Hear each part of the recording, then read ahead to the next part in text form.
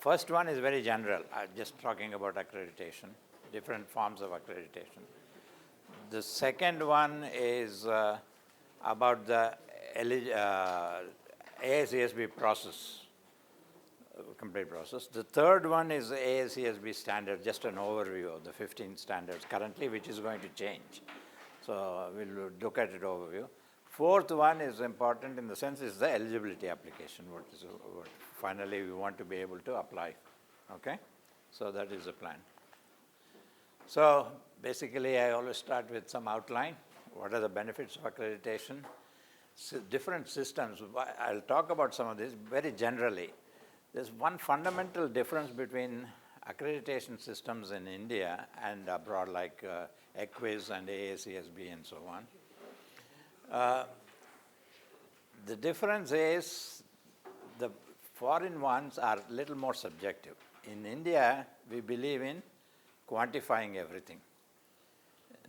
Everything is out of 1,000, you get 780 or 800 or something like that. Other systems are not like that. There may be some quantitative measures which are important, but they don't come up with a number for the school. In fact, the interesting part is they go even more granular. I won't get into great details. They leave very little flexibility. As we go along, I'll talk about, for instance, NBA system. So NBA, NAC, NIRF ranking, SACS I will talk about, and then of course get into AACSB. So benefits, of course, some nowadays the trend, I shouldn't say trend, but more emphasis on program accreditation rather than institution accreditation. So the question of whether the institute is getting accredited or the program is getting accredited. If the institute is getting accredited like AACSB and so on, if you want to exclude some programs, they will want to know that, because business programs may be offered in different parts of the university. If it's a standalone institute, it's different, like ISB or IAMs and so on. But if you're offering different programs at the university, they're accrediting the institute. So then you say these programs are excluded only, for instance, here it would be only the Global Business School is the one that is accredited, not all your programs are accredited, because you have banking and finance and other things also. But if you want them to be included, then they will they have to come and study that programs also, those programs.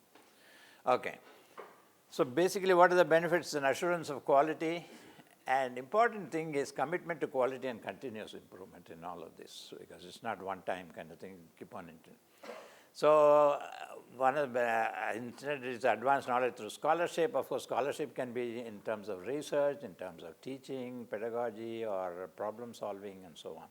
The definition of scholarship has been broadened especially by AACSB. It's not just research only, okay? I mean, academic research, let me put it that way. One big problem I find in India generally, and even abroad also, people don't understand what we mean by research. For some, I'm now talking generally, as I go along I'll digress also, my views. Some think research means only publications in professional journals, discipline, academic discipline journals.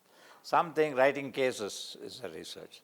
Some don't. In fact, I always tell this story. One of the students from IIM Bangalore did his PhD somewhere. He went to Wharton, and he was coming as a visiting faculty to ISB.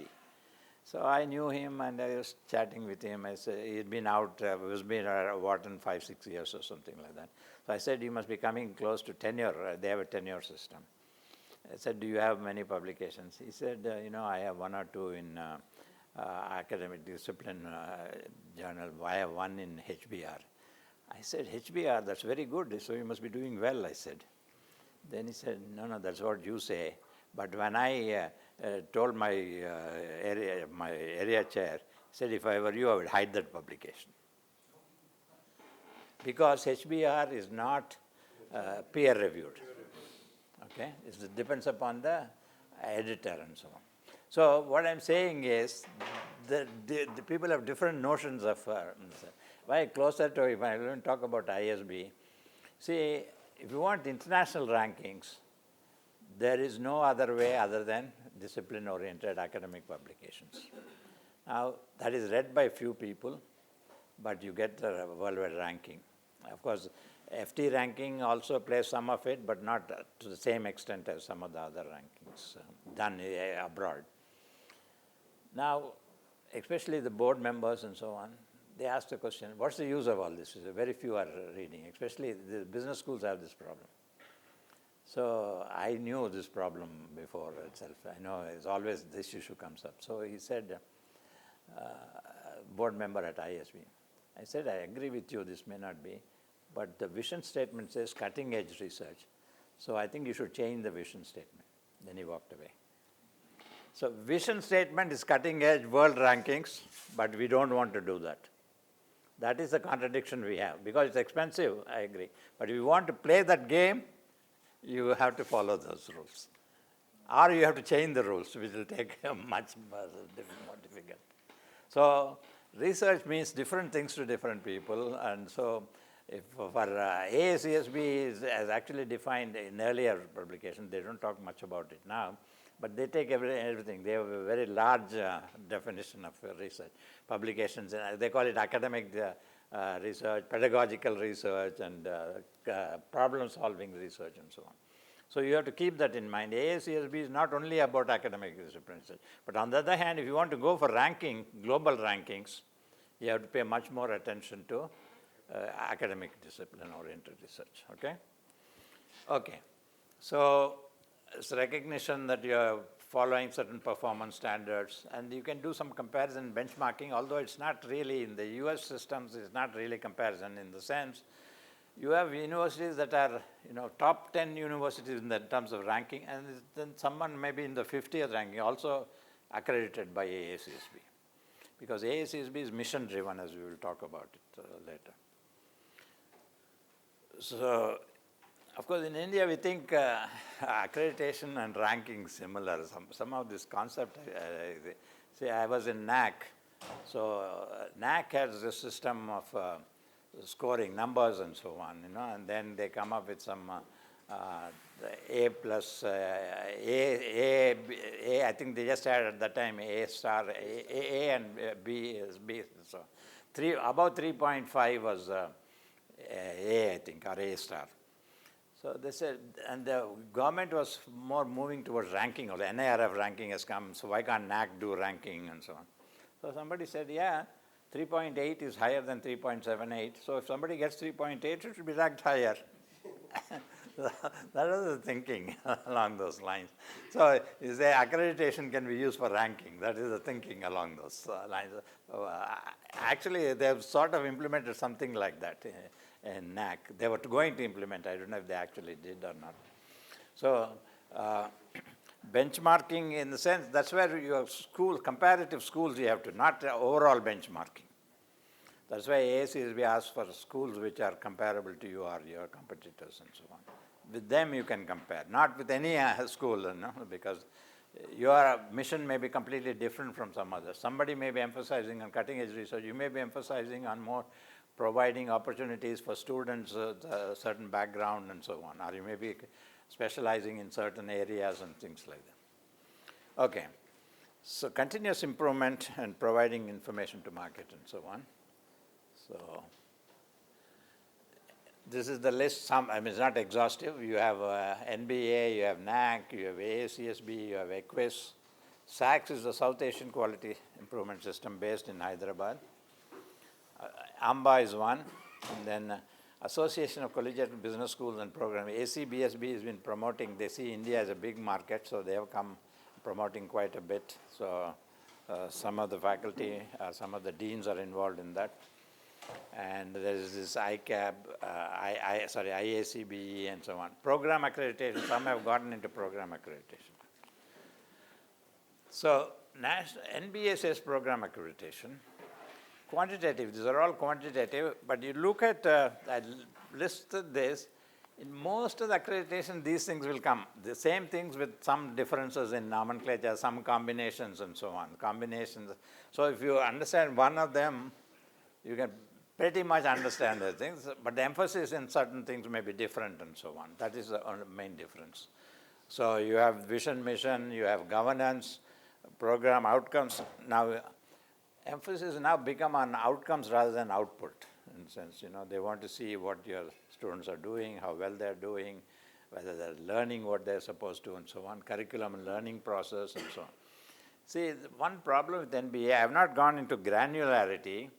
So, for instance, just for your information, say faculty attributes and contributions, let's say. Suppose research is one component. Out of this 220, research might have, just for number's sake, not exactly, say 100. They'll say research 100, but the peer review team is not allowed to look at entire research. They say research, publications in peer review journals 50, case writing 30, and other research 20 or something. So it's all very granular, very limited scope for the peer review team to judge, in the sense you say some school may be very good in academic publications in professional journals, not so much case writing. Some may be very good in case writing, but you can't give more than, if case writing is only 30 points, you can get maximum of that only. So they make it very granular. When I was in this not NBA, AACSB business school, I suggested, why don't you give the flexibility to the peer review team? You say 100 is fine, but research has different components. Some may decide to emphasize on one than the other. So you give the flexibility, the peer review team can make a decision as to how much to give. And say, no, professor, you don't understand. If we do that, we'll have a lot of court cases, he said. So worried about court cases, because if we get only 50 points, they say you have to justify out. Now it's all fixed. So everything is quantified to avoid court cases. That is the biggest challenge and problem in India. All systems are, NAC is also very quantitative kind of thing. Okay, so these are the points. So the same thing, continuous improvement, total is 1,000. Of course, several sub-criteria are there. They're all broken down. I have not going into details. And scores for each sub-criteria are specified, and very granular side of scoring system. You get 75 and 750 and above, and they have different criteria. At least 60% you can get all criteria, and so on. Okay, you get 6 years, or you get for 3 years and not accredited, and so on. NBA accreditation is that. Really, if you have any questions, feel free to stop. And no, don't want it to be just a one-way talking. Any questions, just get clarified right away. Or you have any comments, welcome. So you don't have to wait till the end. Okay. Any questions or comments what we have talked about so far? Okay. Okay, NAC is institutional accreditation, university or college or institutes of national importance and so on. They also have some department accreditation and program accreditation. They're talking about it. I don't know if they've actually implemented. I think some of it they might have been implemented. So you look at the attributes, they're more or less the same. After all, the school, our education system has this curriculum, teaching, research, infrastructure, student, governance, institutional values, best practices, and so on. Again, they are also very granular. So what I'm trying to say is all the accreditation systems have similar things, but emphasis may be different, scoring may be different, and some may be combined, and so on. Assessment outcome, this is where I said 3.51 to 4 is A++, and this is the new system. And the old system is different, and so on. And of course, the suggestion was, I don't think they have implemented, I'm not sure. It's been some time since I left NAC. Suggestion at that time, and so you get 3.8 is higher than 3.78, so 3.8 should be ranked higher, and so on. And so you forget that the accreditation purpose is different, it's not for ranking. Anyway, NARF ranking is this, you have marks. Again, there are granular systems are there. I'm not going into steps. You will see the same thing, teaching, learning, resources, research and professional practice, graduation outcomes, outreach, and so on. SACS is something based in Hyderabad, but it's a South Asian quality improvement system. It's based upon from EQUIS, actually, originally from EQUIS, European Quality Improvement System. So they have adapted from EQUIS. This is more international in the sense it's South Asian for all India, Pakistan, Bangladesh, Sri Lanka, Maldives, Afghanistan, Nepal, Bhutan, and so on. So they don't have a scoring system, but they also have the same different domain. They call 11 domains, like any other, and several criteria, and each criterion is just valued as rated as, not valued, as more than adequate or less than adequate. So if you take, for instance, some research, it has some criteria within the research. Is it adequate, not adequate, and so on. No numbers, no scoring system, and so on. And overall, they have to take a call. It's always a bit tricky, but that's how the philosophy, even in EQUIS and AACSB may have some scoring in the sense certain proportions you have to maintain in terms of teaching and so on. When we get to that, I'll talk about it. But generally, no numbers are given. Okay, it's not that you are getting a score of this or score of that and so on. So SACs accredited for 5 years or 3 years or not accredited and so on. Okay, this is the first one. Second one we will go to is, this is general first one. Second one we will talk about AACSB process.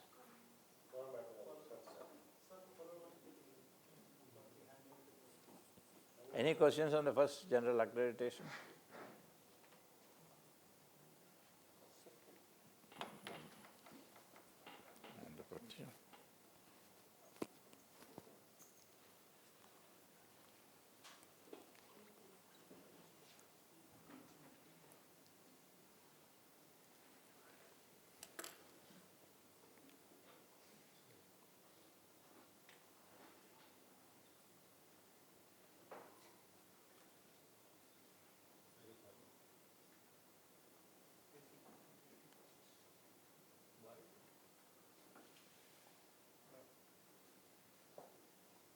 That's the one, right? That's the one. Yeah, that's the one. It's already here. Okay, let's look at AACSB accreditation.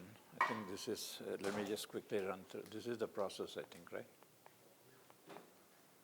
Yeah. Okay. So institutional accreditation. So as I told you, if you, because business schools, business management programs may be offered in different schools, so then you have to ask for exclusion of that. Or you ask for only, I think in this case it would be general global business school will be the one that would be accredited, rather than general university as such. So, okay. If there were no other programs, management programs, all were located in the business school itself, then they could claim that general university is accredited and so on. But the business programs are only the ones that are accredited. Okay? So I'm just curious about one thing. So here in our system, the law school teaches BBA and JSBF teaches business BCom. So supposing we thought of this, I'm just asking, Yeah.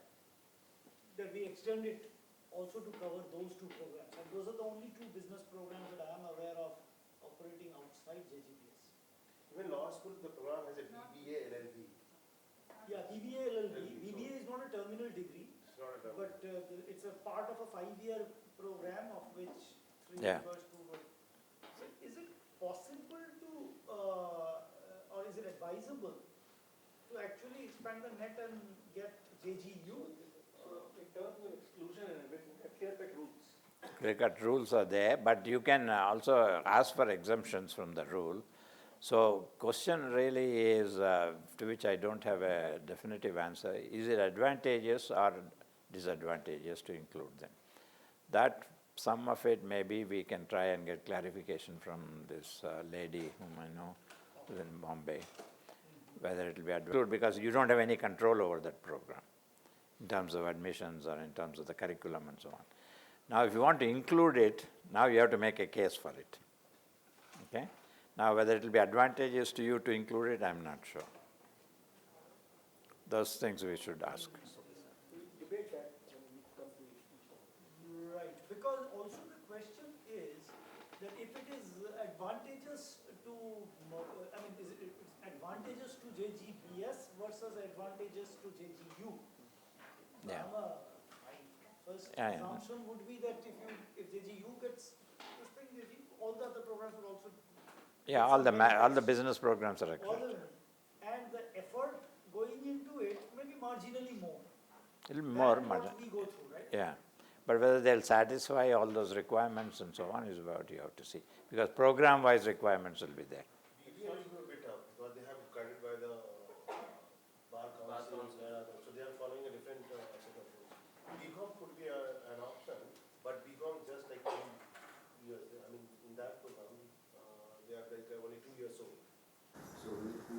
I think we can discuss that. Yeah, we'll ask that. I never thought of that, already assuming JGBS only, but one option could be everything in JGU. No, certainly, I think we should ask and see what, at least get a clarification from our own point of view to see whether it's really advantageous or not. So, Yeah, I think that's the key question.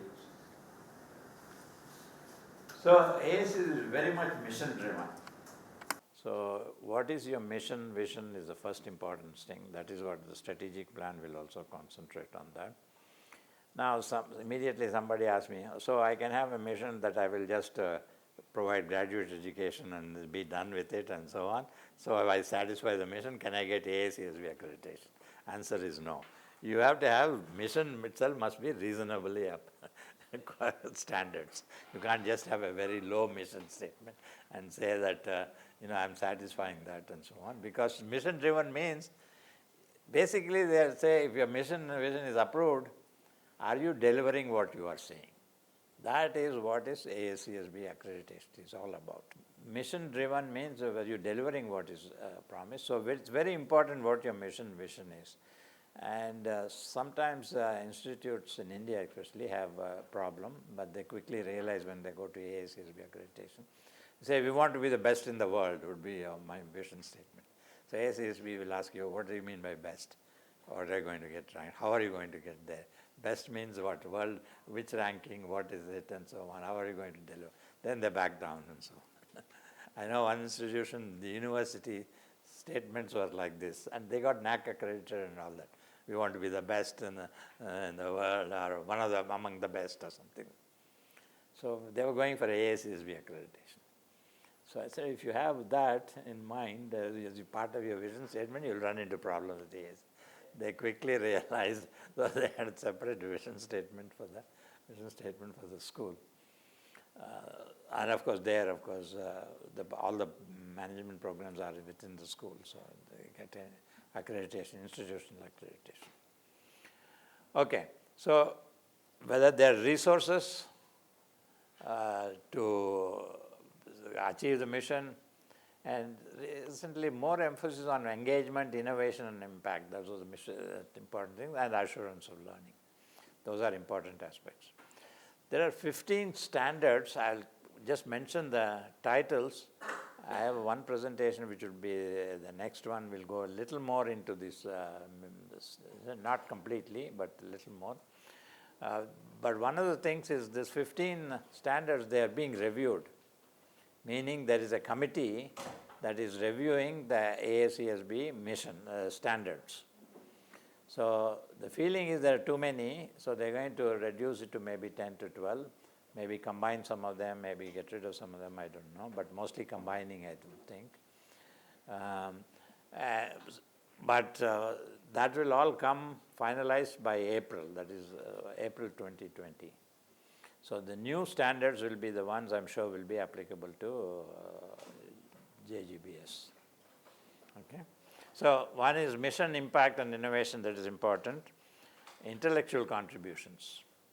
And previously it used to be only intellectual contribution. Now they are stressing on what impact this intellectual contribution is. So you have to some classifications are becoming very tricky and so on. You know, you say you have theory, now what is the impact, how do you measure the impact of that, and so on and so on. But they give guidelines. One thing nice about AACSB documents is they give you a lot of information in terms of saying these are the guidelines, how you can, they suggest what you can show as impact and so on, things like that. So you have to get into much more detail when you are actually filling out some of these forms. Eligibility form less, but when you are actually writing your self-assessment report and so on, self-evaluation report, much more details will be required. Financial strategies is important. So there are 3 standards under the broad category of strategic management and innovation, which is mission, impact and innovation, intellectual contributions, and the financial strategies. And then there is a broad category: participants, students, faculty, and professional staff, 4 standards. Students' admission process, this is where they'll get into details of admissions and so on. Progression, career development. There's something called faculty sufficiency and development. We'll talk a little bit more about that. That is important. Faculty management and support, what sort of support faculty get, professional staff sufficiency and so on. And then learning and teaching, there are 5 standards: curriculum management, curriculum content, student-faculty interactions, degree program equivalent, different degree programs, teaching effectiveness. Sorry. There are 3 under academic and professional engagement. By far the most complicated one will be faculty qualifications and engagement. You have to categorize faculty into 5 categories. We will talk about that later. Sort of a professional, scholarly, academic, and so on. We'll see that. That's somewhat tricky. And see, one issue is they give a lot of guidelines and so on in the document, but they leave it a lot to the institution for you to define and so on. So you have to convince your mentor. Once the eligibility application is approved, mentor. First you have to convince the mentor that what you are saying is reasonable. So I would qualify somebody as scholarly academic if he says publishes in, I'm just using this as an example, if he is published in B category journals. So mentor may say, no, that is not sufficient. You must have at least 1 or 2. Somebody may say 2, so it may be okay, A category or something like that. So these are some things that are a bit vague, and you have to convince the mentor, and then of course the peer review team and so on. Of course, you can err on the safe side by saying it will be A, then they won't have any problem. But if you want to reduce your sort of, in a sense, standards by saying, B category is okay for me and so on, then you have to convince the mentor. Okay? So faculty qualifications and engagement will also become very important. So let's look at the process. We'll get back to the standards. This is the 3rd presentation. We'll look at a little more detail on it. So you must be a member, which you are, so there's no issue. You have to submit an eligibility application. You can submit it anytime during the year, and they'll scrutinize it for appropriateness and so on. If they think it is fine, they will send it to the initial accreditation committee. There's something called initial accreditation committee. And it will go, they have this initial accreditation committee. Many of these committees meet at some, they'll have some fixed dates during the year, maybe 2, 3 meetings or 4 meetings and so on. So depending upon when you submit, it will go to the next meeting. So if you have missed one, next meeting only you have to wait. So, yeah, so you have to plan accordingly. Okay. So Okay. even if is there a period before which the application closes for this one, like 3 days before the meeting if we submit? Yeah, you have to submit some time before. Yeah, because they have to scrutinize and all that. So there's some time. I don't know the exact dates, but we can get that. So if the application is assigned, a mentor is assigned to develop what is called Initial Self-Evaluation Report, ISER. Okay? So mentor, of course, should avoid any conflict of interest. AAC will be liaison, staff liaison is also assigned, somebody from the AACSB. So that liaison person would be the primary contact. So presumably maybe somebody from India, they have an office in Mumbai, maybe somebody from there, maybe the liaison officer. So you get an official letter of approval and assignment of mentor and so on. Then they'll send you the invoice. Of course, you have to pay the fees, initial fees. There's a whole set of fees. I'm not getting into the total cost and so on, but the whole set of fees to be paid as we go along. So mentor works with the school to evaluate the current alignment of the school with accreditation standards. How close are you? Are you reasonably? You don't have to be aligned right away. They give you time. But if the mentor feels you're not going to achieve it in the next 5, 6 years, you will say, no, you better not. The application is maybe rejected. But that is a really rare case. Okay, typically most schools will be ready. Some may be ready much sooner, some may be longer, some may take 5, 6 years. But some typical 3, 4 years you should be able to, 4, 5 years you should be able to do it. That should not be an issue, but one has to be careful. Okay. Again, these time limits are also flexible. I know schools that have been going on for 5, 6 years and so on, they're still in the process. If they think that you're making progress, they won't suddenly say, no, your time is up or anything like that. Okay. Okay. About 5 years, may recommend withdrawal. So you have to evaluate current alignment with each of the 15 standards. So in some sense you have to know, but it may not be a very detailed alignment, and you don't have to satisfy all the 15 standards when you submit the application. Certainly when you submit the final self-evaluation report, then you have to satisfy the standards. Okay. So this invoice that they send, so that is then going to be an annual thing, right? As long as you are in. No, your membership is annual thing, yes, as long as you're in it. Annual, then, I think this invoice is annual, but then there are other invoices when a mentor is assigned. Some mentors usually would want to come and visit and see the school because they have to make some initial evaluation, right, whether you're not far. So all those will be separate expenses and so on.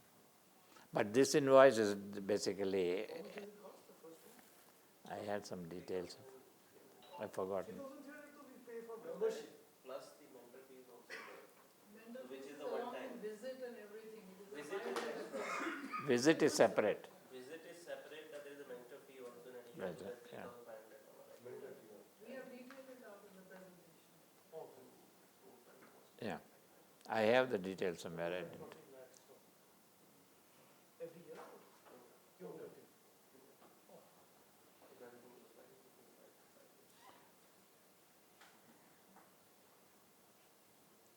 Okay. I think he has, anyway. Okay. Okay, for each standard, not only evaluate the current situation with reference to the standard, but also document if it's in alignment with the standard, or state clearly plan of action. This is important. Plan of action to be implemented and the time frame to achieve alignment. That's what you have to do. Okay. Another question is, so, for example, if we have plans to mount a program, let's say at this point in time, the program, let's say we are in the planning stage, so we can include that program also, right? Saying that, this has just been mounted and If you have finalized, in the sense you are definitely going to launch, I would include. But you're still not sure, you have provision to, because there will be some time gap anyway. So you can say before the mentor comes, you can, before the mentor is even assigned, you can, at the time of ISER, you can include also. we can include that. But if you have already decided, better to say that that's part of the program when you fill. At that table, when you fill out the programs, you can put, say, to be launched and so on. Okay? So you need to submit a gap analysis for each standard, meaning, where you are with reference to the standard, how you plan. This plan of action is very important. And you should typically have a plan of action that will say you will meet the standards in about 3 years, within 3 years, basically. If you are further away than 3 years, you think you could have potential problems. Okay. I mean, as I said, they're not so strict. It may take you 4 years, but if you think you can do it in 3 years, but something goes wrong, it may take 4 years, they're not going to say no. But if you think it's actually going to take 4 or 5 years, then I think you're probably too early to apply and so on. Okay? There are some tables you have to complete, table 2.1 and 15.1, 2, and the strategic plan you have to complete. These tables are basically about tables 2 is a reference to standard 2. The numbering is that standard 2 is about, what is standard 2?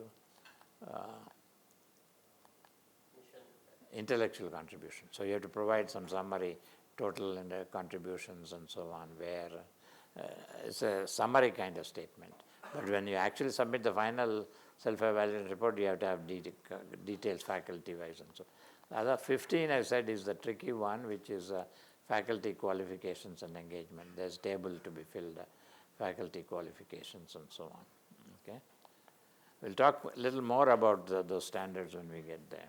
But again, not complete details, but at least. Just a question here. So there are people who have submitted thesis yet not achieved their degree. So we include them as PhDs or? There is a classification, ABD they call, all but dissertation. So if they are in that, certain percentage you can include, a certain percentage of the faculty. But you can't say everybody in the faculty is ABDs, and so I would include all of them. I'm just saying extreme cases to illustrate the point. But if you have, say, 50 faculty and 4 or 5 are ABDs, fine, yeah.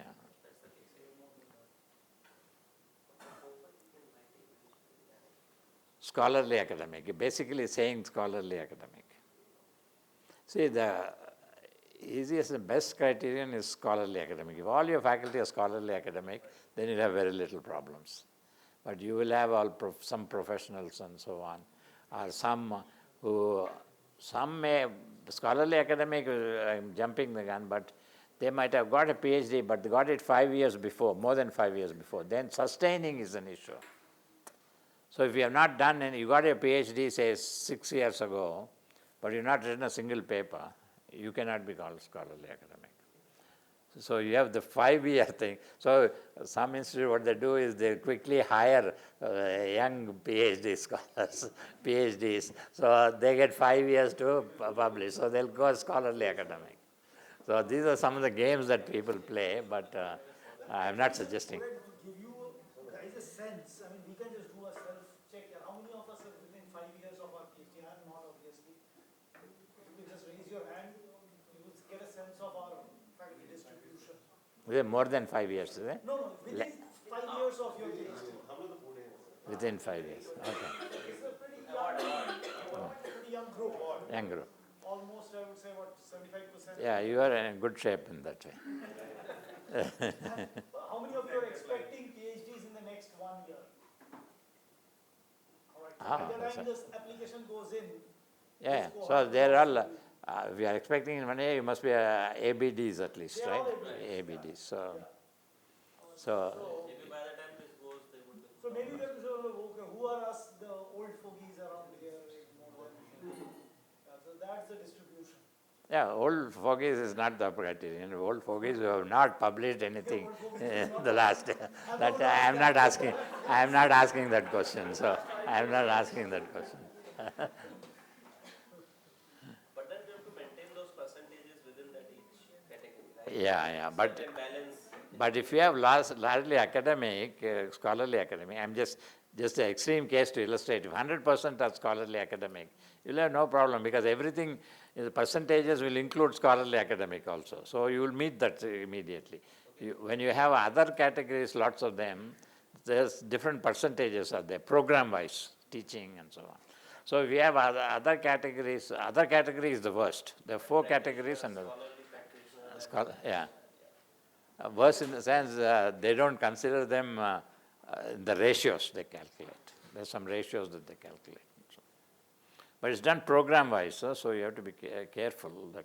So the life of a journal article is how long? I mean, how long can you claim yourself to be scholarly academic? How old can your last publication be? No, they look at in the last 5 years prior to the review period. So your review period is, let us say, is 21, 22, 5 years before that. And you have to. You have, you have published. One, No, that is why there is a lot of flexibility in these things. You must have done scholarly activities during the last 5 years to sustain scholarly academic. Now, what are these activities? Some flexibility is there. So you can say publications in some only in Scopus listed or something like that, or you can say editor of journals and so on. So there's some flexibilities. And all that also will come in. Yeah. So those are the tricky things in the sense you say, I know one university, they give points for each, and you score more than a certain point, you sustain the scholarly academic and so on. So during the last 5 years, what you have done becomes important. It's not just publications only. Okay. So the But is it like a minimum thing that if you're published, you are in? yeah. If you're no, not just one, I think, but certain level. Yeah.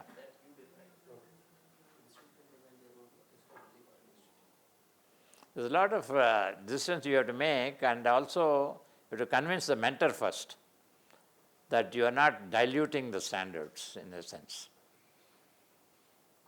For instance, I always use the extreme cases to say, so I say any C publication is okay for me. They won't accept. We'll say, on the other extreme, I say 3 publications in 5 years, they say, oh, you're very good. You maintain. I'm just saying extreme cases. So it's a question of a lot of people will fall in between, and that's where the subjectivity comes in. Okay. A lot of people who got their PhD more than 5 years before. If you're within 5 years, you're fine. You don't have to worry about it. Okay? Okay. I should evaluate current 15 standards. We were here. So you submit all this. Table 2.1 is about all that I talked about, faculty sufficiency, is faculty qualification, and you have to submit a strategic plan as well along with that. So it will take typically 1 to 2 years to complete. I think you have done a lot of work, you should be able to do in 8-9 months, I think you should be able to. We are shooting for April, May, I think you should be able to complete everything. Because you've already done quite a bit of work. And so, The AACSB committee members are not getting their winter holidays. But before that eligibility, then I started. It will take some time. Some of it is also gone. So, sorry to interrupt you again, this program-wise faculty list that you said, which means you'll have to now, so in reality what it is that faculty members teach across programs? no, across program, but each program, just jumping there, but since you have raised it, each program, suppose you teach, okay, and he teaches, and I teach, let's say, I'm not, suppose I'm other faculty, so amount of time, how many credit hours or how many hours of teaching you taught, how many hours he has taught, how many hours I have taught, total is taken into account. And percentage of faculty to be taught by what is called a participating faculty, and one is will become important. Program-wise, they look at it. You might say, for instance, I'm just saying, suppose you have some professionals teaching, and they teach, and they're the only ones who are teaching in BBA program. None of you teach in the BBA program. Again, I'm using extreme cases to identify. So they'll say, no, that is not, because these are not for your faculty, they are other faculty, and you don't satisfy the requirements. My question was, is it okay if I teach in 3 programs? Yeah, that's no problem. Typically, people will teach. First classification of the faculty member, then Yeah, you can teach in different programs. So they program-wise, they calculate the percentage of teaching by first participant. There's a notion called participating. This is also some flexibility you have. You're called participating faculty or supporting faculty. Now, who is a participating faculty, who is a supporting faculty? Typically, of course, everybody who is full-time here and so on, it will be participating faculty. But even some of the others, you can call them participating faculty. You may have some industry person who comes and teaches, but he's actively involved in your placement activities, or he's actively on some committees and so on. So you can claim to be, this is where some flexibility is there. They can be classified as participating. For instance, I can tell you at ISB had always lot of visiting faculty. In fact, our concern when we went for accreditation was how AACSB would treat. So two things which worked in our favor. One is we put that is in our mission statement itself, which was there always. The school wants to have visiting faculty from good schools, and certain proportion of the teaching to be done by visiting faculty. So that was part of the mission statement. So that helped. Second part was, we said this is participating. Still it's a question of whether participating or whether they are supporting faculty. So we said if somebody had come and taught, those who are in committees, area chairs, we said there will be participating faculty. In addition, those who have come and taught last three times at least in the last 5 years would be called participating. In the sense that continuity is there, continuous. Now, whether they would accept it or not was an issue, but they accepted that. So you have flexibility in all of this, but you have to convince the mentor, and it should be something reasonable and so on. Okay, so 1 year, I would say in this case 8, 9 months you should be able to do it. So what happens then? The initial accreditation committee will review the ISER. So there are 4 possible outcomes. Your ISER is good, then they say, okay, fine, everything is you're looking good. You can now go ahead and write the self-evaluation report. And then this is something strange, and then they will invite you to apply for an initial accreditation visit. You can't just ask for a peer review team to be assigned. They have to tell you that, okay, you are now ready, and then you say, okay, that's just a technical process. But basically, if you are in the first stage, they will appoint a peer review team chair. They don't appoint the complete committee. Then the peer review team chair is supposed to help the institution in preparing the ISER. But if you have done enough work, like we did in ISB, we had practically the ISER, that is the final evaluation report. We had the final evaluation almost complete, and we sort of got some comments from the chair. What I would typically suggest is you should at least have a reasonably good draft of the final self-evaluation report even before the PRT chair is done. Once the ISER is accepted, you see, AACSB works with some kind of time gap, in the sense, once you have submitted the ISER, you don't know, but you can take a guess. If you think you are in good shape, you may start preparing the self-evaluation report. If you don't meet some of the standards, you say, okay, well, let's wait and see what happens. Because we are not sure whether they will accept, or you may be in the second category. Most of the time it is in the second category, which is accepted, but the recommendation school may enter the action implementation phase. That means you have identified standards, you have identified some gaps. Now we want a 3-year plan for you to satisfy the standards. Many times that is what will happen, actually. So then mentor will of course continue to work with the school, and so you have to submit updated ISERs. So showing that you're making progress with reference to the gap and with reference to the standards and so on, you're able to meet. So this could take 3 years or 2 years, 1 year if you're close. If you're not very close, it could take 3 years and so on. But the whole process, initial accreditation, should not take more than 5 years. Again, as I said earlier, AACSB is quite flexible. You're almost there, but if 5 years is gone, they're not going to say, don't, you're closed and so on. These are general guidelines. So implementation period can be typically not more than 3 years. Fourth one is not as good as third one is not as good as the second one. They said, okay, but you have to revise this, not accepted. So you revise and resubmit, like, like our papers and so on. Revise and resubmit doesn't mean that they have accepted. So then, of course, you have to revise, and further development is needed and so on. But it's not as bad as the last one, which is reject. So revise and resubmit is not reject. So last one is reject, okay? So most of the time, I think people, institutes will be in the second category. But you have done a lot of work and you're okay. If you're in the first category, nothing like that. Okay. Okay. So you are asked to prepare the final self-evaluation report. Peer review team chair is appointed. Now, of course, you should also avoid conflict of interest and so on. The chair is supposed to guide in writing the final self-evaluation, but I would typically suggest you have at least the draft done. Chair may want to come and visit to see the school and so on. All those will be additional expenses. The chair wants to come.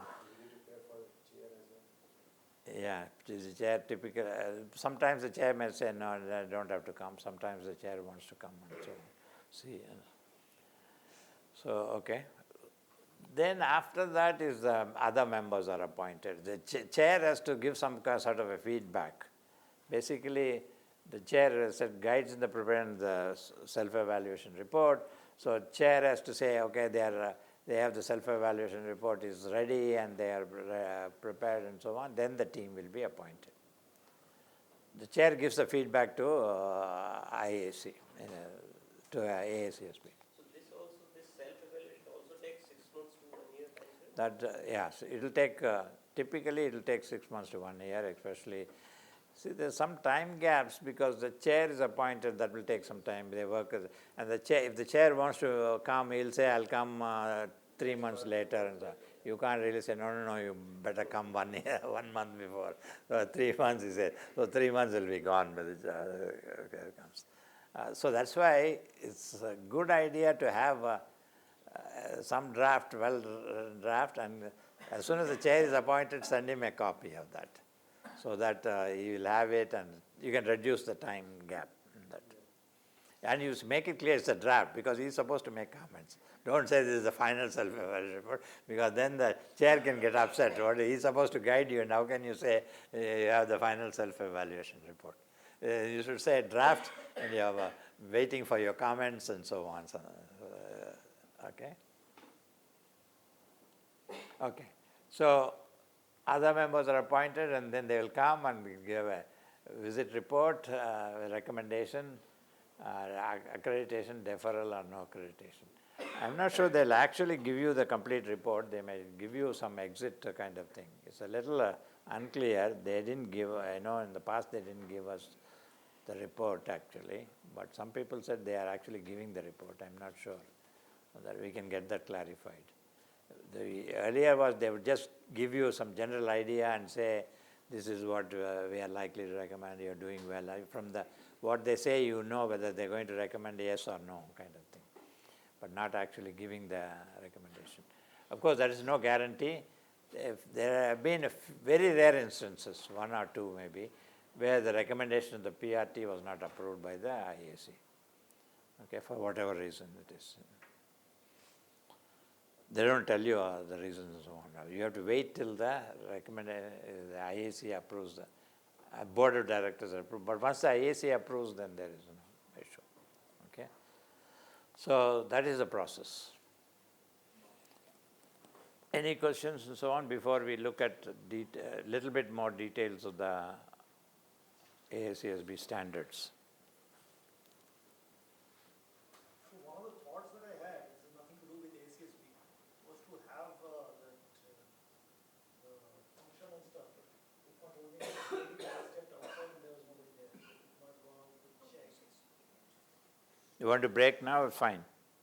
Yeah, I was thinking, but if the refreshments are not here, I thought if I already arrived. Or they are kept it outside. I'll just go find out. So maybe you can check the next one, but we may, depending upon whether the refreshments have arrived. Sure. Or they are on that side. Okay.